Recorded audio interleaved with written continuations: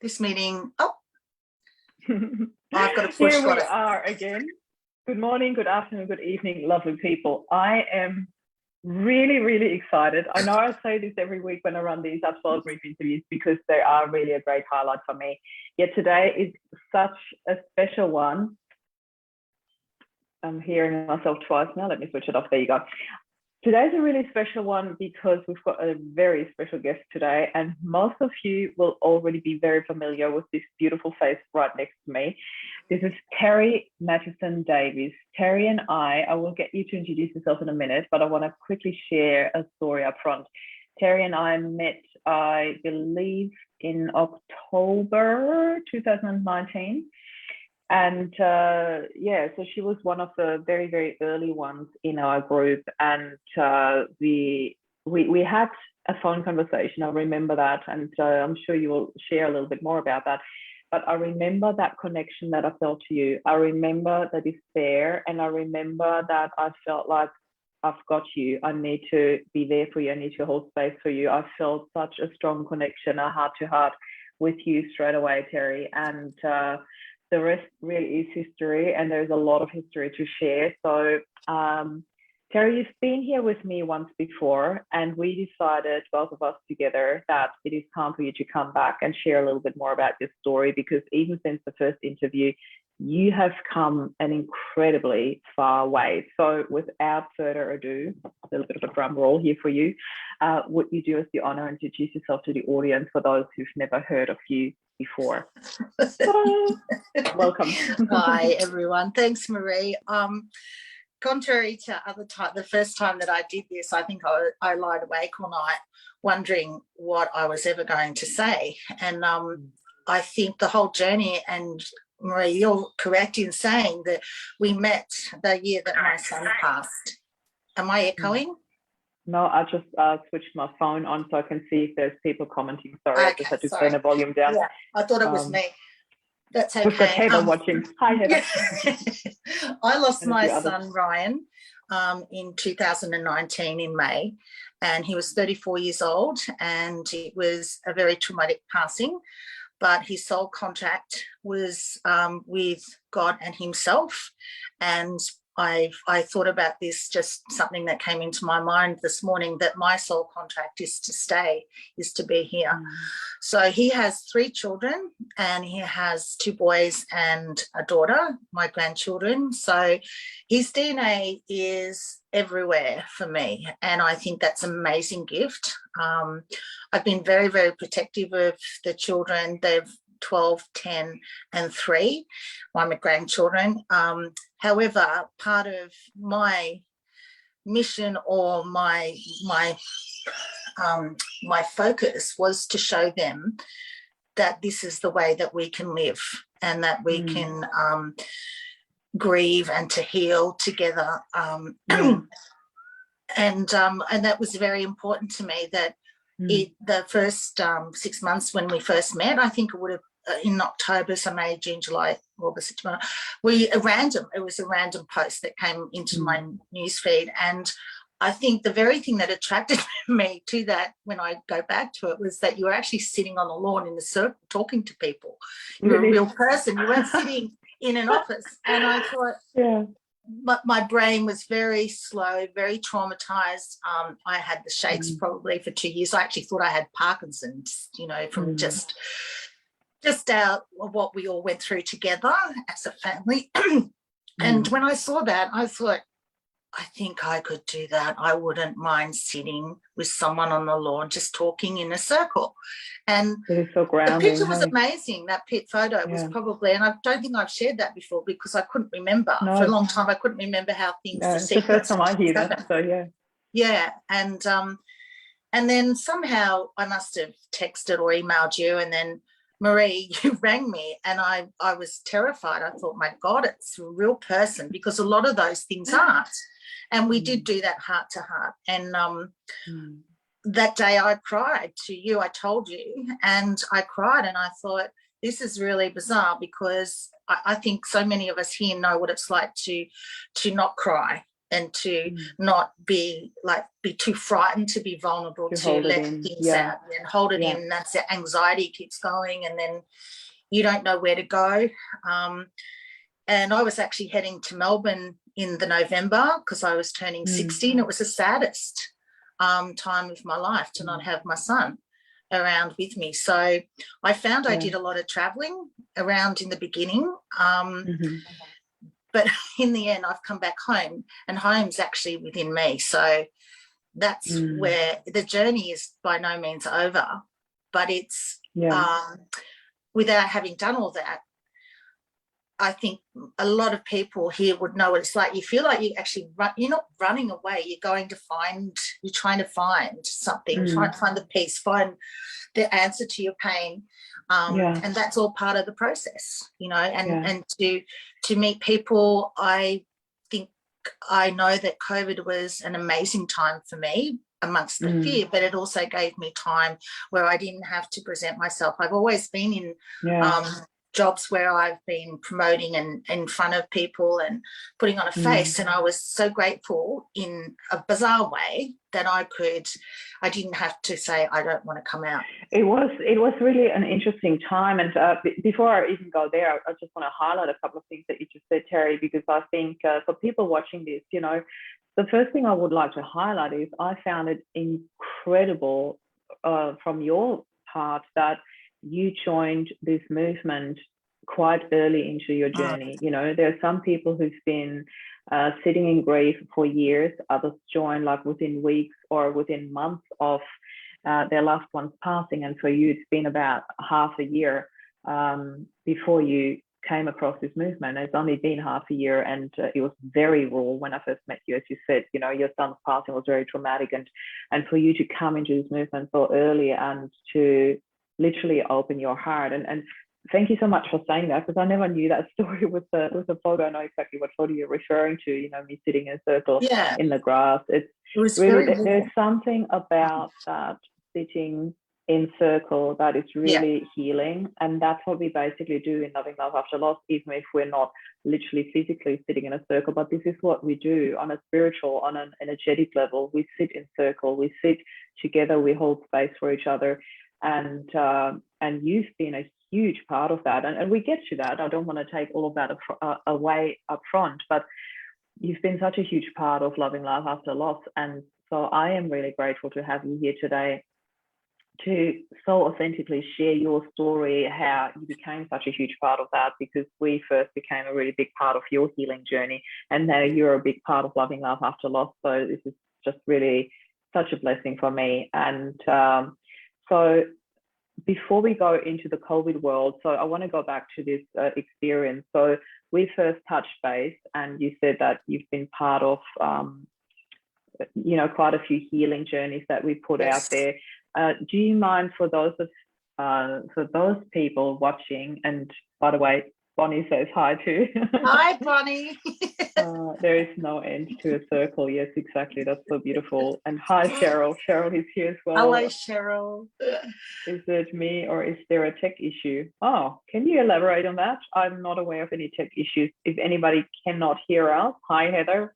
Hello, Heather. If anybody cannot hear us, please leave a comment, because I am not aware of any tech issues. I think there was just at the very beginning when I switched on my phone as well, so I can read your beautiful comments. There's always that short second of where I can actually hear the sound before I can turn it down. But apart from that, like you, Terri, yes, absolutely. So coming back to you, Terri, if there are tech issues, please let us know in the comments, but I'm not aware of any, so we just keep going for now.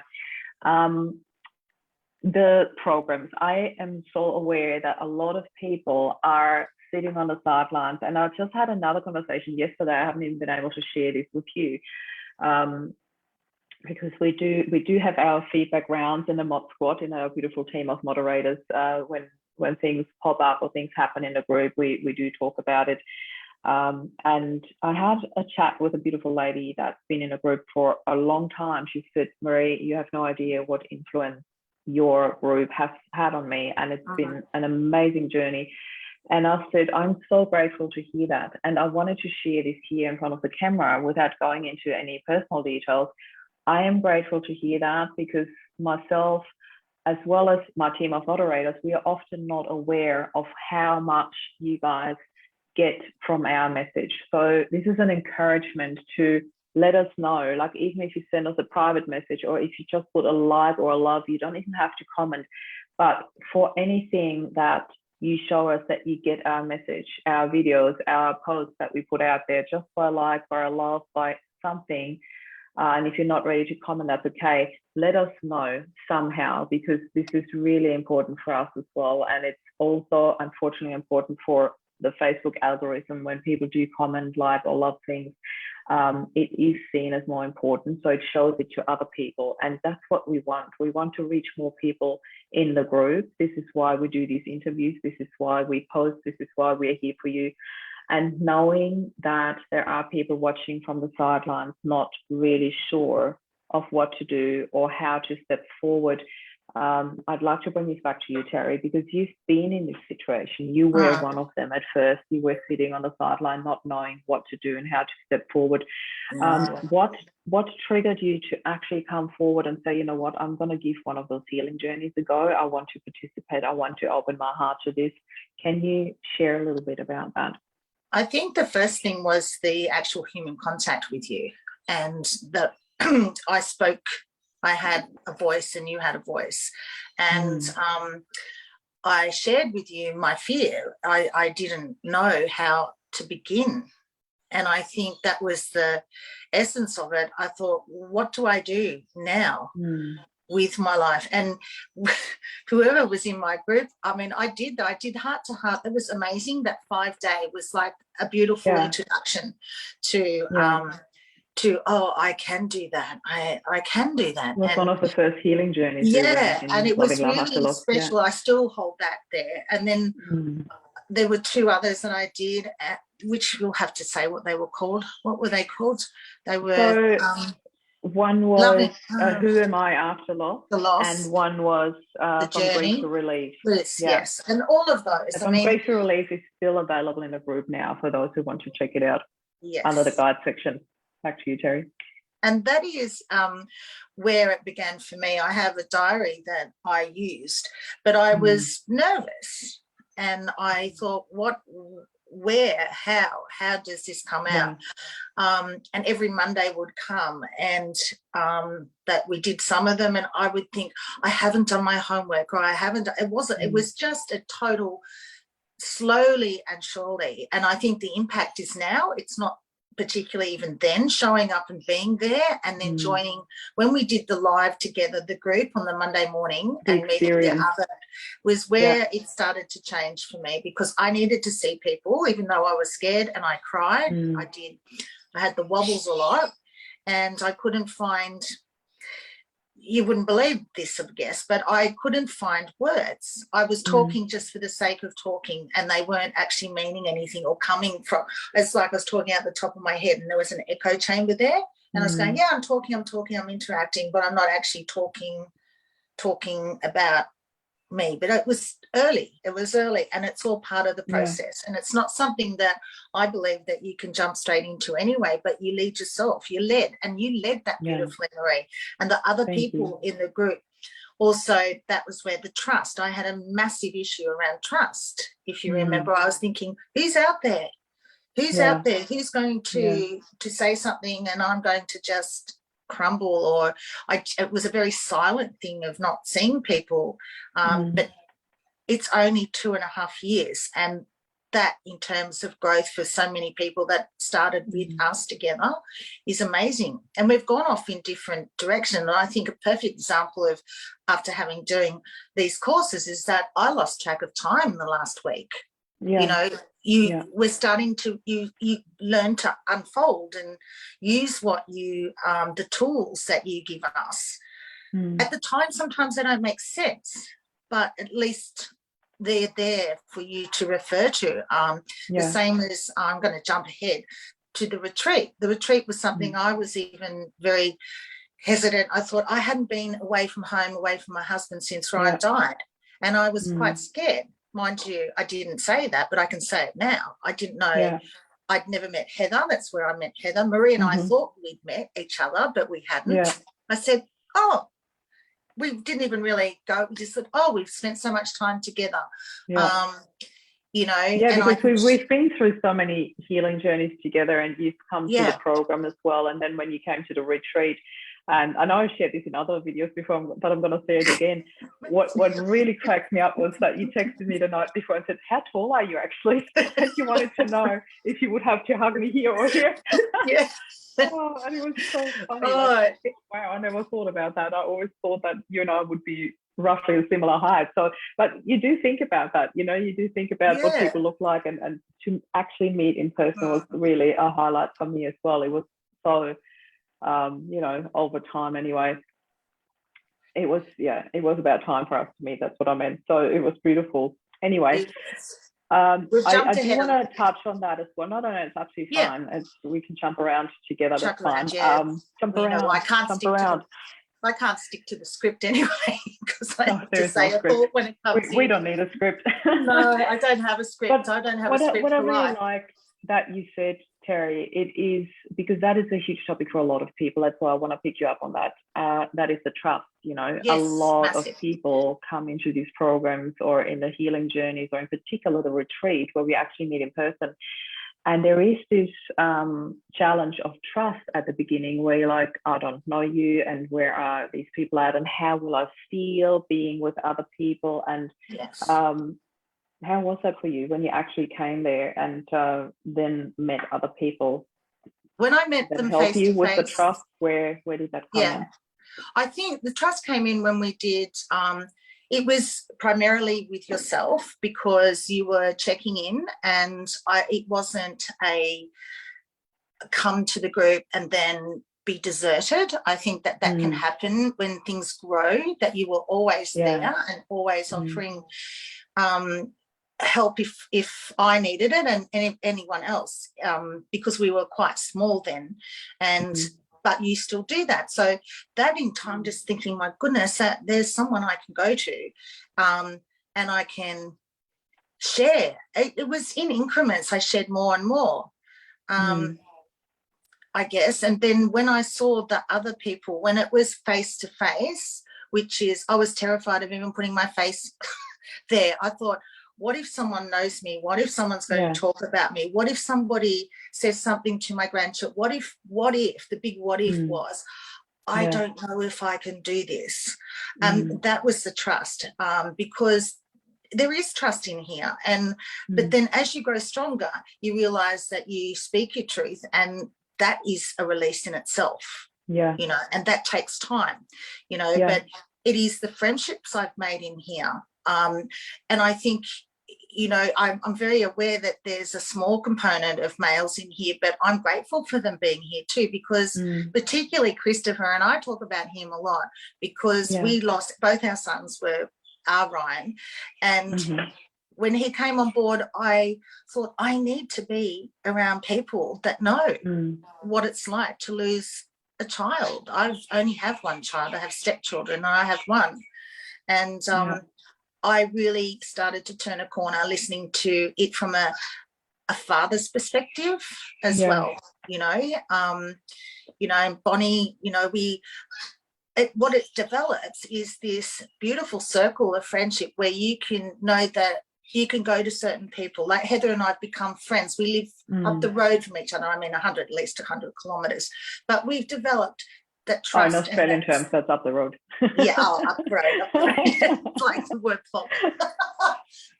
Chris is watching too, by the way. Hi, Chris. Just when you mentioned him. You know, and they're lifelong things, because it's not that you joined in grief, you joined in empathy and compassion for each other, and you lose the fear that, because within your family circle, people are moving on and things change, and you can't sit amongst them and continue to say, this is how I feel today, because it's a physical loss. It's a pain so great that it doesn't, unless you've been there, it's very hard you don't want to put that on people. That's what I was conscious of. You know, and sometimes that's a strain. That is a Yeah, it's such an important point that you raise here, because this is something that we so often discuss here in Loving Life After Loss, but also in our Mod Squad catch-ups, you know, when we just talk moderators amongst each other.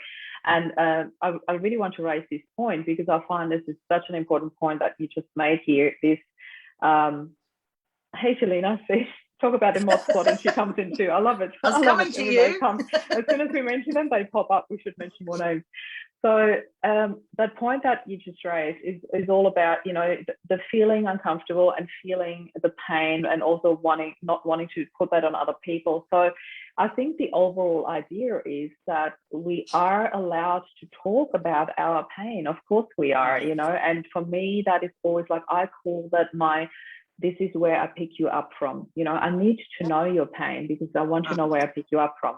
But I see it as my, I almost wanted to say responsibility, but it's the wrong word here, because it's not my responsibility, but I see it as my mission here in Loving Life After Loss, to not let you reside in that pain, to offer you tools and ways and pathways out of this. And this is what we are so big on here. So, and you know, Terri and I, we did want to talk about those waves that come as well. So it's that, you know, there are amazing times that we often don't allow ourselves to admit. You know, I'm actually in a really good space. Some people still haven't learned how to actually admit that, and how amazing that can be, and how beautiful that can be to share that, and how much encouragement you offer others that it is okay to be happy. It is okay to have great times, and it is okay to have that as a natural state back in your life. And then how to deal with those times when you feel like you're back on a roller coaster. And I'm not saying expect that all the time. I'm not saying, oh, that will come, to be negative. I'm just saying we all have good and bad times. Set the grief aside completely. Just let that sit there for a while, and not always make everything about the grief. All of us as a human race, we have got good and bad times. And the bad times don't always have to be about the grief, or don't always have to be, oh, thank goodness, I'm doing the right thing by society's expectations, how I'm supposed to deal with grief. We can do it differently. We can have our focus on the loving life after loss part. We can have our focus on happiness. And this is something, Terri, that I've noticed in you a lot, that you really went through a shift of accepting that as a given into your life, and not stay with that, no, I have to be sad, I have to grieve, this is supposed to be like that, and because he was my only son. You really turned things around for you. You really went on such a mission to make this your pathway, as in, you said that so nicely at the very beginning, you also wanted to show Ryan's children how you can get through this and how you can create a happy life. Can you share with the audience a little bit more about that? Where, how, when did you make this decision? Was it a conscious decision? Did that just happen along the way? Can you remember that? I think we had, there was a lot behind the scenes, but I think what I couldn't even stop talking about when I first, when we first lost Ryan, was that I found a swimming group, and we're called Mermaids and Sea Dogs, but it started off with just myself and another lady, and that was 6 weeks before Ryan passed, because I didn't know that. Yeah, and I went in the freezing cold, and I didn't have, I just knew that if I was dying myself, I was dying and terrified, and I had nowhere to go with that terror. And so the swimming, and it just was the same way that I came across you. You okay? Sorry, you okay? Anyway, I found Kim, who's a swim coach. She's swimming from Commonwealth Games, and it was breath work. And this is my state of mind. It said that you learn to swim, and the word shark came up. So I thought, in my state where I was, which I was just a mess, I thought, I'm going to be swimming with the sharks, and I need to be I need to be woken up, because nothing is, I am not sleeping, I'm not anything. So, but we weren't swimming with the sharks. It's just the way I read it. They were toy sharks that we dived for on the bottom of the pool. But I thought, yes, I need to have the biggest thing that terrorizes me besides what I'm going through to make me realize I have to keep living. But I didn't meet the sharks, thank God. And then that just progressed. So when Ryan did pass Kim, my coach, we had a paddle out for Ryan, because all our boys have surfed, and including Bill, my husband. He's actually not Ryan's biological dad, but he's his father. And we did a paddle out. So that was just an amazing experience, because it was like you, Marie. I had Kim, who said, what are you going to do? Where are you going to swim? I had Ryan's ashes, and like hundreds of people turned up, and they all the boys and girls, they paddled out, and it's the most beautiful thing I've ever seen in my life. And she took me in, and she said, we're going to dive in over here. So I had support, and I believe that that was heaven sent, because I'm open to that. But the right things and the right people kept turning up, even though I was numb to a degree, but I swam in the ocean, and we've been swimming ever since. And that's been our healing place to go for me. I didn't have to talk. Everyone was very happy about that, but the group grew and grew, but there was silence in the ocean, and it regulated my breathing, and I had to follow some instructions. I had no wetsuit. We swim all year round. We swim in the winter, and I bought my first ever wetsuit. And it's brought me, it's so therapeutic, because my body was in so much pain, and my mind and my soul, nothing was joined. So to actually, I've had some really weird experiences where I've been jolted into being more aware. So instead of just going and flashing around, I've been taught to breathe under the water, to do sand grabs, and to trust myself, but also be aware. Whereas I was totally not aware. I could have walked in front of cars. I could have, I'd turn around, there's the wave coming, and I'm running away from this wave thinking, oh my God, I'm going to drown. So it made me live on some level, where a decision, do I want to live, or do I want to keep on, I'm nowhere near to 100%, but it's better than being no percent. For me, it's living. And I wanted Knox and Remy to see that I kept doing these things. And Bill your then two joined beautiful the group. grandsons. And how they old saw were that. they when Ryan passed? Pardon? How old were Knox and Remy when Ryan passed? They were 10 and 8, same as your boys. And the little one was 1, wasn't she? 1, yeah. So incredible. There's a massive it's a family healing.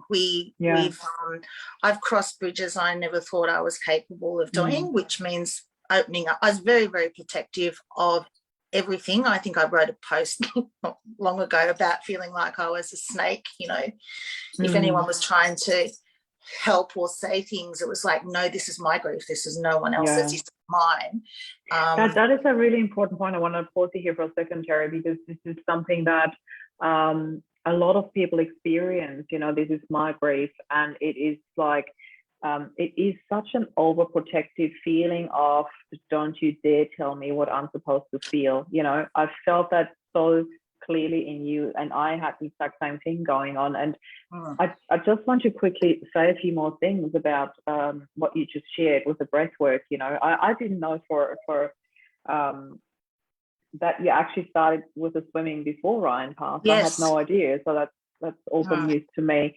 But what I didn't know for a really, really long time, talking about breath work and swimming and cold water, like we're talking, swimming in winter without wetsuit, I have got no idea how you do it. I'm in absolute awe of you. And for me, it has to be 40 degrees outside for me to swim in the ocean. So many, I'm a chicken when it comes to that. Seriously, cold water, cold shower maybe. But anyway, it brought me to this because, as you know, we just had a quick chat before we went live here, and I started a breathwork meditation group. I'm not running it. My friend Paul runs it, and I go on a weekly basis, and it means the world to me. I'm literally in a different realm when I'm in this meditation and with the breathwork, and it really is incredible. And a lot of that, what you do, what we do, is also based or touches on the Wim Hof method, the breathing, the cold water.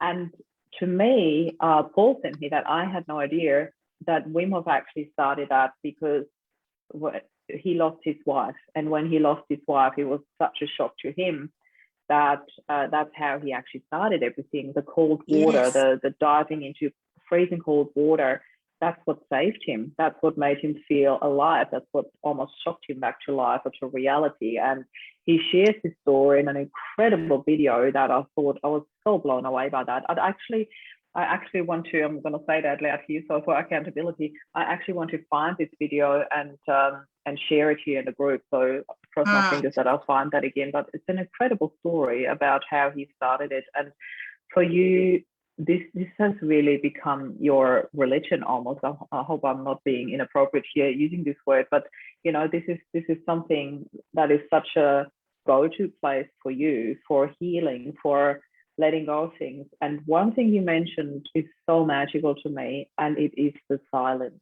And I think that what I was craving so deeply after Rob passed, you know, I really just needed peace and quiet. I needed that silence. And I did not find that very quickly, but you did. And that's amazing. So, yeah, and it does, the breathing is very, very important because, and just recently, the winter that we've just had, you know, and these are the hills and the troughs that we talk about and going up and down, but they seem to be happening very quickly. I think change has been one of them for me, change within my family, you know, the boys growing older, and I am not as responsible, like they're older and they've come through, like all the young kids, you know, they've come through a lot of trauma. But with the swimming and bringing Bill into this picture, we had nowhere to go with our grief together.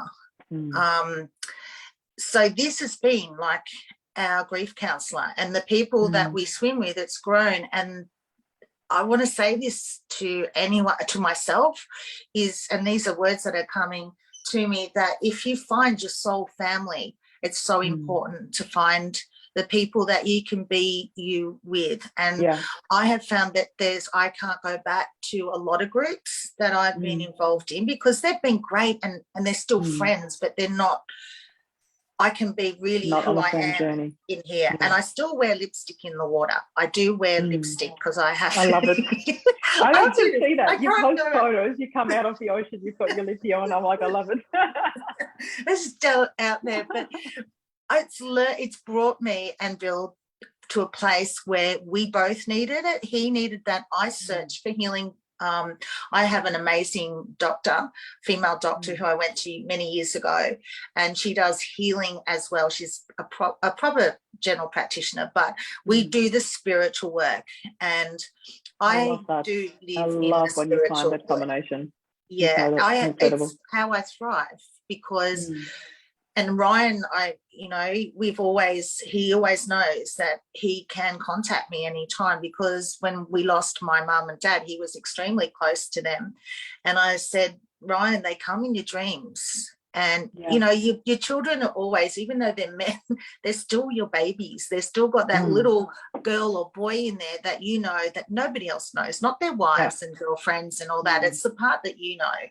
And, you know, he'd ring me and really it was weird. He'd say, Mum, I had a dream. Like could be out all night having a drink, something. Mum, I had a dream about Mama and Papa. And I said, that's good. So did I. We'd often have them at the same time, you know, so there's no way that I don't have a connection in the spirit world. I mean, I don't think I could just live on earth and not have that trust and belief and experience. And it happens in the water.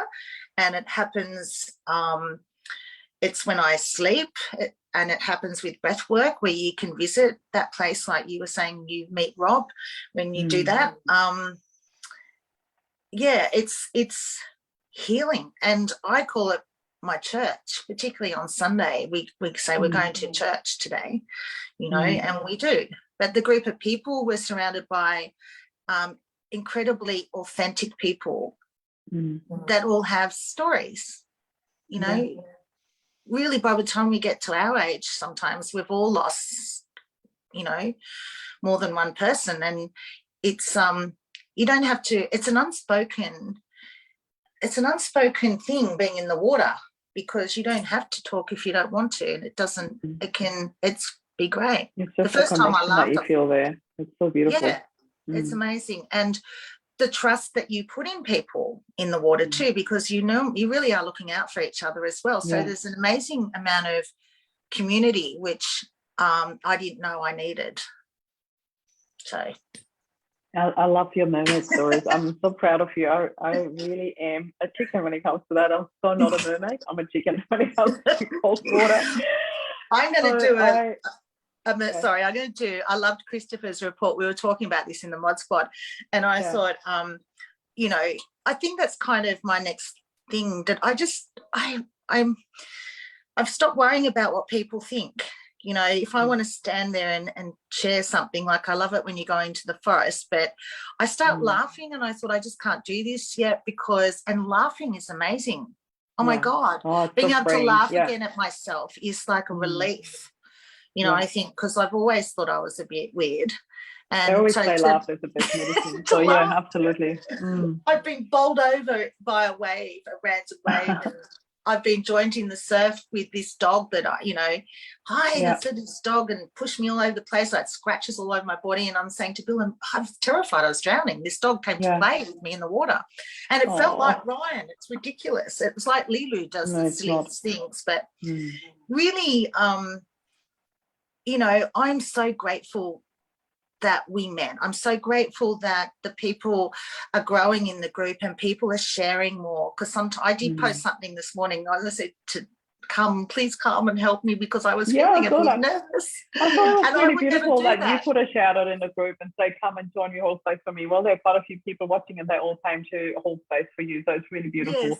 And Terri, if you don't mind, so you've shared so openly with us in terms of the waves that you're literally diving through and breathing through. And lately, I think a lot of us felt that there was something global going on around this as well. And there was a lot of turmoil in the atmosphere. I don't know how else to put it. There was really a lot of turmoil going on, and a lot of us felt waves, and a lot of us felt like we were revisiting certain parts of our healing, certain parts of our grief to a certain extent. So, I know that a lot of people have shared this, and I certainly felt it too. I was going through some waves there.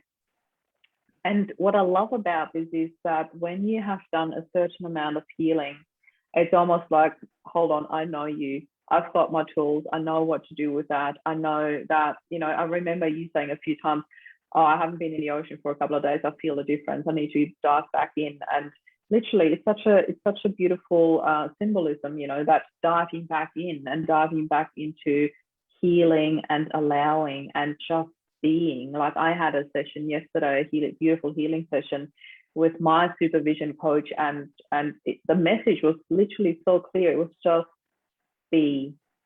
Yes. And she said to me, when we do this healing work, I wanted you to have your agenda. And she's like, hold on. And I had to laugh. She's like, I'm getting this message, no agenda for Marie. And I was like, yeah, it's so spot on. I don't need any more agendas. And she said, no, let's not have any agenda. Let's just dive straight in. Let's just be. And that was the message all along for me, in this session yesterday, just be. And I think often we forget about doing that and how to do it, and not having to have the agenda, and I have to feel this, and I have to be that, and I have to act a certain way or feel a certain way even for the negatives. I actually want to mention that, because a lot of people are like, well, there is a passing day coming up this anniversary. I have to be sad. I have to. No, you don't have to. You can actually also celebrate the joy, the joyful memories that you have, the joyful person that you had in your life. And going into joy instead of pain is a very unexpected and unused tool. So society would not suggest that, but we do this a lot here in the group, and going into honoring our loved ones and sharing joyful memories. And I know that you have done this quite often, that you've had people come together to honor and to share happy stories about Ryan, and I really love that. Can you share a little bit about that, if that's okay? The first year, this is what we did. We come together as a family for his birthday, and we share his food and drink beer and wine. And we make kaisimin, and that's with his dad and his wife and his 3 brothers. He's got 2 half brothers and a half sister. So we do that. And then on his birthday, that was ours. And then on his birthday, no, I think we did that on the 1 year. I can't remember now, but we did. It was kind of, then his mates on his birthday, we said, come around and we'll put on, we just sat up the back and they all sat around, and after a few beers, because young men, they're shy until they've had something, and they got to share because it was so hard. They've all been close and played soccer since they were young kids together, and they don't have an outlet. And these are places where down the track I would like to work on that, because where do they go? I can talk to you do that. Yeah.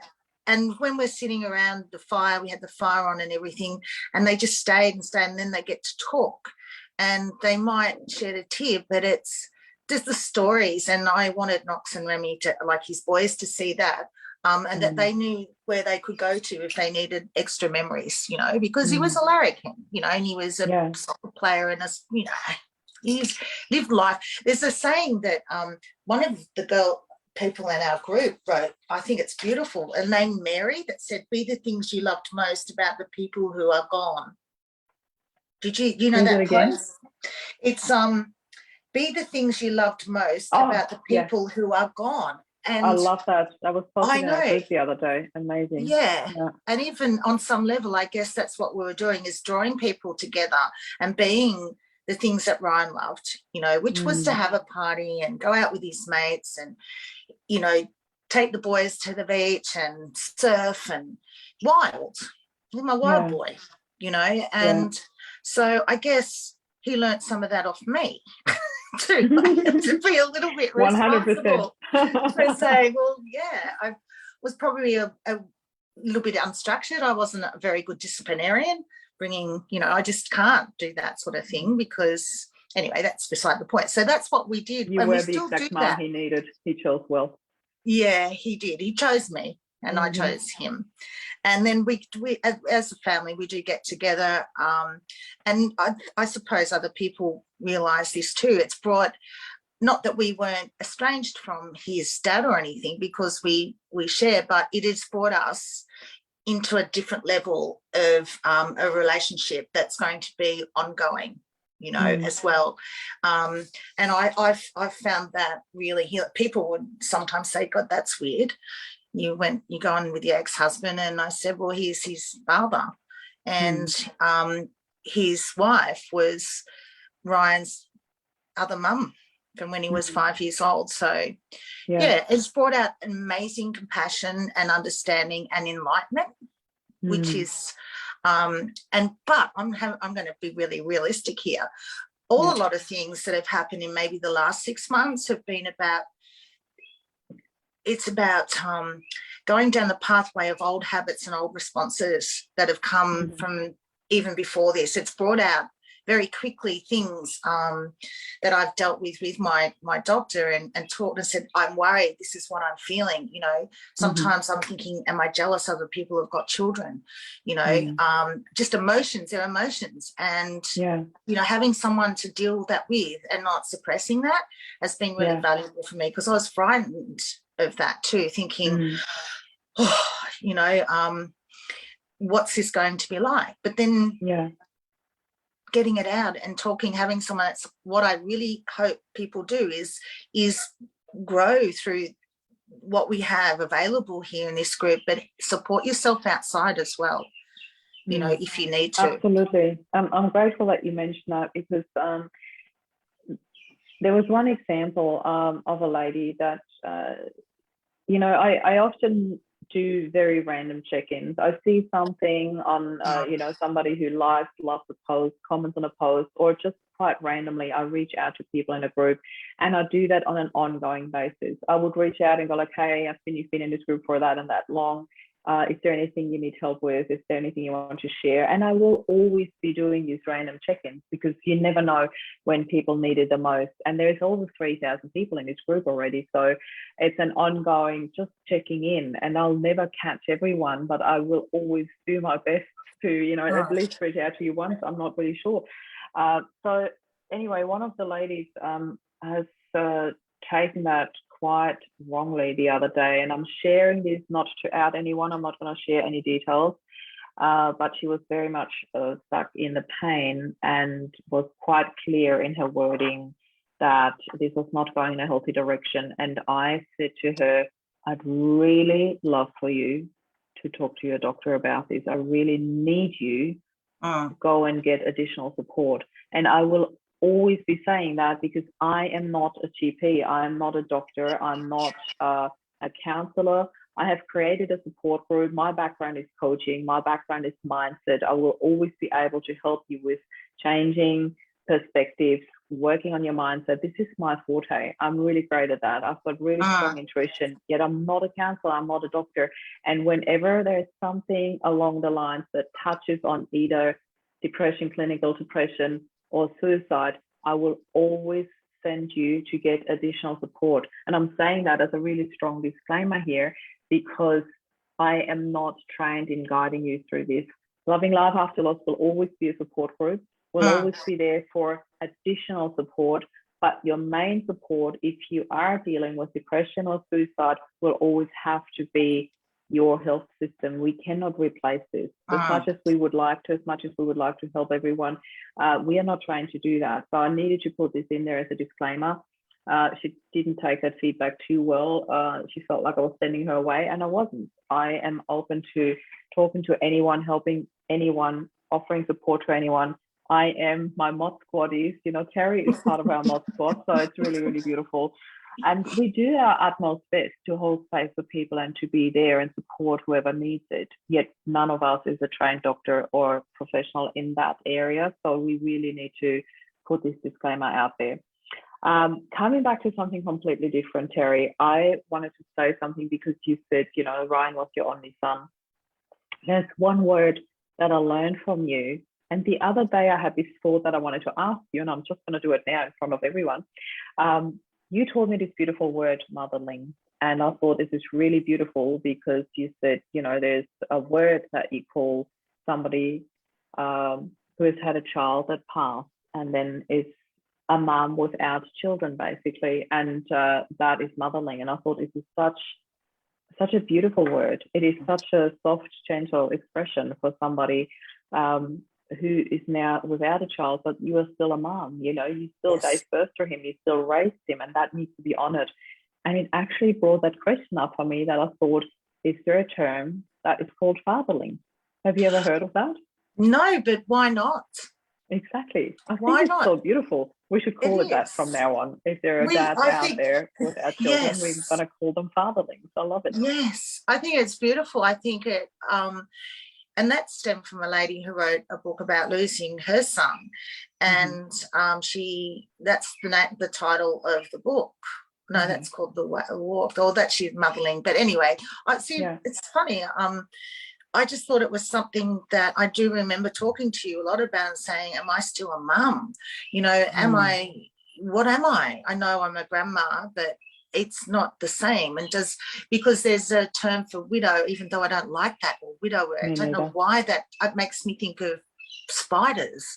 Widow, I don't know, but and I thought, well, isn't it lovely? And I shared that with Bonnie, because Bonnie and I thought she loved that too, that we still have, our essence is still there, and I'll never not be his mum. And but there for a while I felt like that it had just it had been erased. I'd been erased. It was a strange feeling, but this is all part of where I've come within this group, is being able to even talk here and to speak with you and to make friends and to be able to be vulnerable, which is really hard, I think, for most people to say, you know, I'm going to cry today. My biggest fear was crying in front of people, you know. and thinking this is just going to be, you know, difficult. But no, and it all is time. That's all it is. It is time. It's not, I feel like there was a massive race. Chris said something today about something he shared in the Mod Squad about it isn't a race. And when you take that energy off that it's not a race to be at a certain place in your journey of healing. And when I surrender, that's another word that I really, something came up and someone used the word surrender. It's not giving in, it's just saying, okay, breathe, and it For will me, it's pass. like an opening up. It's not a giving in, it's an opening up, and I really love that. Yes, and breathe. And honestly, when I do go through the trough, they're really bad. And I've learned now, I haven't learnt it yet, but not to be frightened, because I think this is it. I'm not going to be able to climb that. I'm not going to be able to, what is there? What is in the world? What am I doing? Why am I here? And then when it passes, my whole body goes into almost like a contraction. I can say that because I'm a motherling. I know what a contraction feels like. And it's really tight. And if I don't get in the water and stretch and breathe, but it's doing different things again, like learning something new for me. That's what I've given myself, is not this year, but next year I want to learn the saxophone. You know, whether or not I can or not, I will. But to take the focus off always, like the swimming, that's what it did for me. It gave me a focus, even though my head was still singing. And I know there'll be heaps of you that know what that feels like. It never shuts up. It just is into a round. We did one of those in one of the courses, you know, called being female. Sorry, that joke. Lucky no one can see it. But there was one, all those different titles that we did through Marie in the courses. I can honestly say that I would start them and stop writing halfway through because I just couldn't do it all. But I've gone back to it, and it comes up. It appears when, change of perspective. There was one very important time that you rang me. I rang you and asked you and said, I want to go to my granddaughter's first birthday. I remember that very well. Yeah, because everyone is in their grief state. And I went. You asked me, what do you really want to do? And at that stage, I was having a really physical contact with Ryan from up there, whereas I'd be rocking. It was like he was rocking me. I wasn't doing it.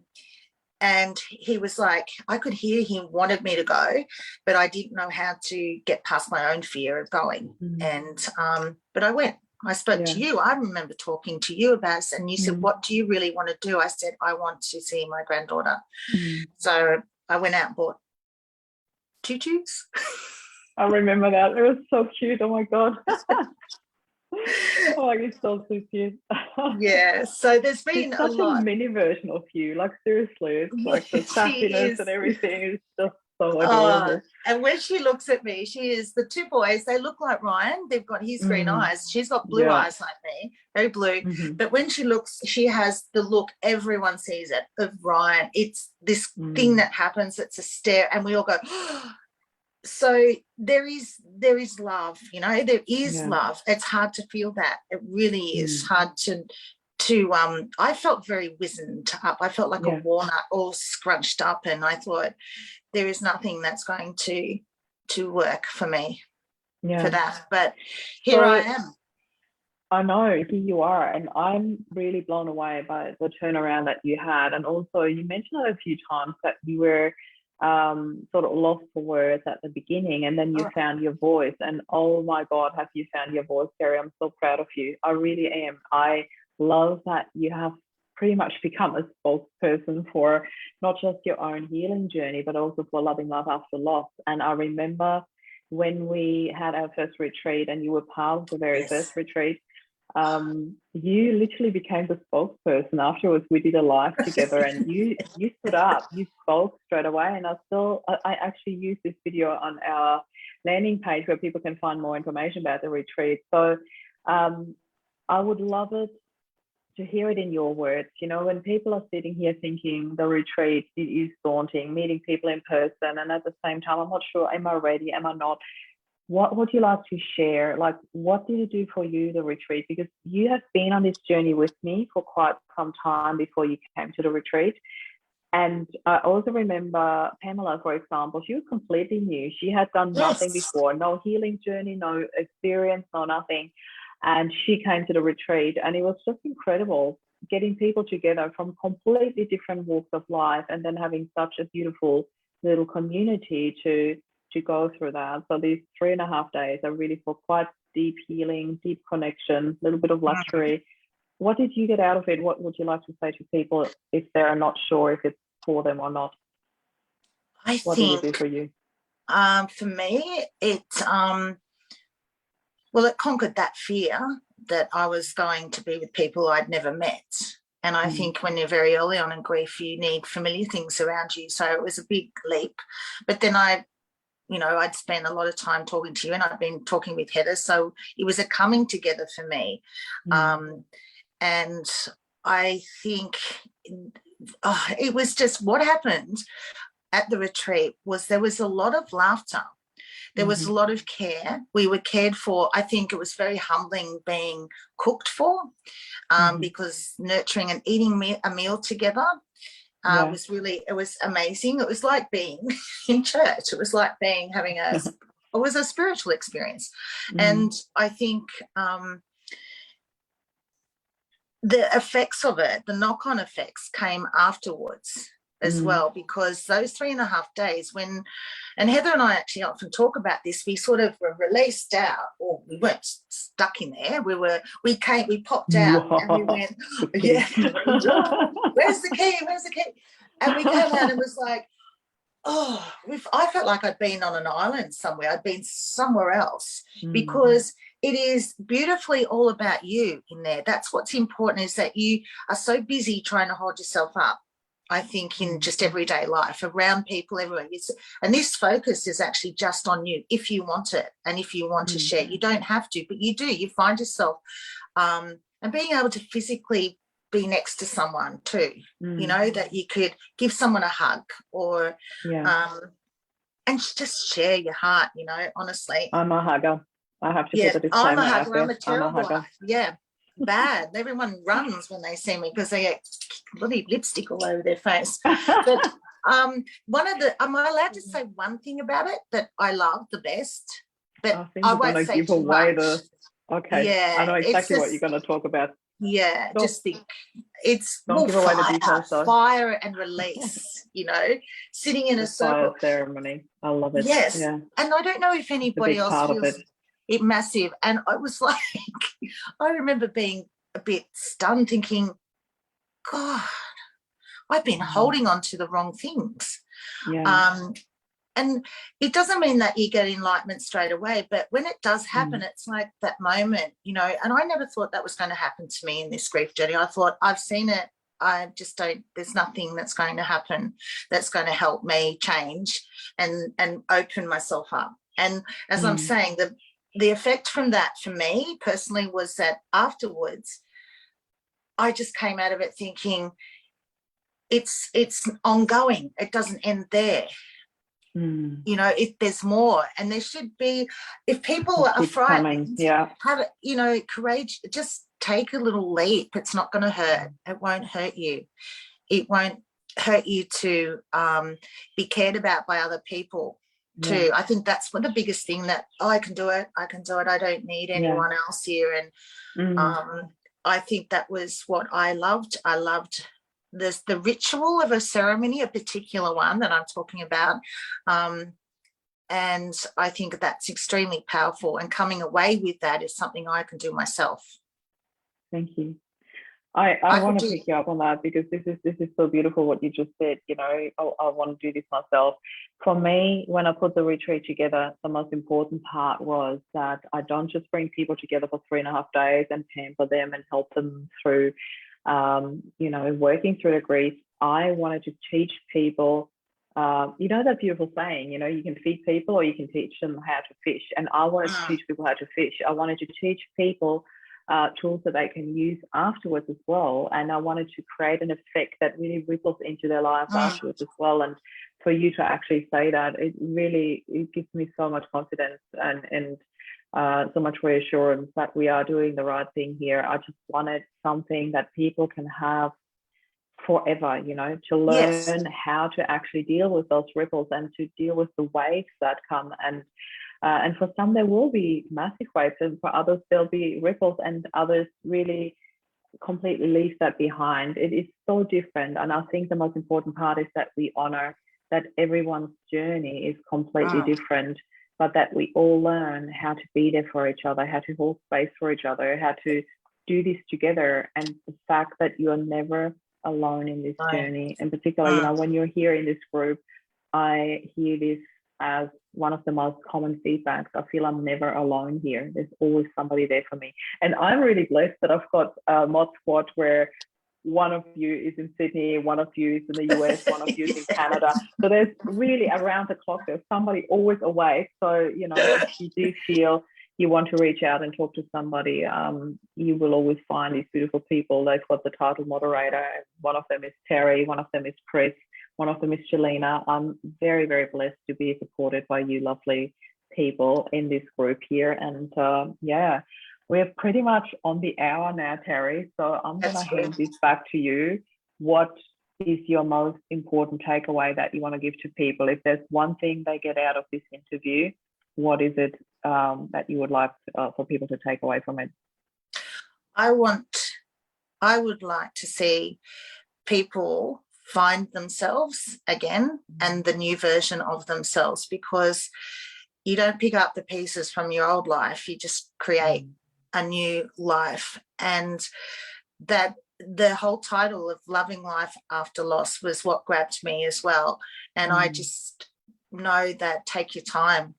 Just take the time that you need to do that. And, you know, share. I love seeing people's posts on there, what they're saying, because we're all in different, we are a little bit in the same boat, rowing in the one direction. But look after yourself, because I know I've bashed myself around a lot, you know, in the grief process. And I think that's as honest as I can be. But find the balance, and you've soul people, the people that nurture you as much as you want. They might be a totally new group of people. Doesn't mean you have to alienate the others, but you'll find that you need that. Was that in a nutshell? Very long-winded, very much wasn't so. it? In particular for you, that's the nutshell. I love it. I really love it. You know, we often smile about when Terri says, I didn't have a voice, and now listen to you. You've become such a beautiful spokesperson, and you're such a shining example of, you know, what it takes to get to loving life after loss. And I really, really love having you in this group. I love having you as a moderator, but most importantly, I love having you as a friend, Terri. I really value our friendship so much, and I love you dearly. I know you're going to go, and I'm going to butt in. Can I just say one thing? I wrote down this one tiny little thing, because we watched E.T. Bill had never watched E.T. I found doing really things like that really, like, now I can focus more, and I cried again. I don't know how many people, there's a funny scene in it, but I jumped up and I wrote this on my little vision board, or my big vision board in the kitchen, and it says, it's when he's leaving, for those of you who remember the movie when we were kids, and he's saying goodbye to E.T. and he said, I'm going to make you cry, he's going to say, come. And E.T. saying to the boy, come, and the boy says, stay, and they just touch each other on the nose, and then they both go, ouch, because he couldn't go. He wanted to go home to his family, and the boy wanted to stay with him, and they realised that it was like the essence of love. And I feel that that's what I have with my son. It's ouchy wah, it's really ouchy, but he is safe. He is nurtured, and I'm here, but we're still together. That's a beautiful always. Comparison. Yeah. Thank you so much for sharing that, Terri. And also at this stage, I want to say thank you. We have a really, really beautiful, supportive audience. I couldn't even read out all these comments. There's so many comments. We will go back and, you know, get back to all of your beautiful comments. And you were sent so much love and support throughout this. It's really lovely to see Thank you. this. So thank you everybody for watching. Thank you, Terri, for sharing your heart with us once again. And I'm sending you so much love. This is Terri and thank you, Marie. signing off. Bye for now.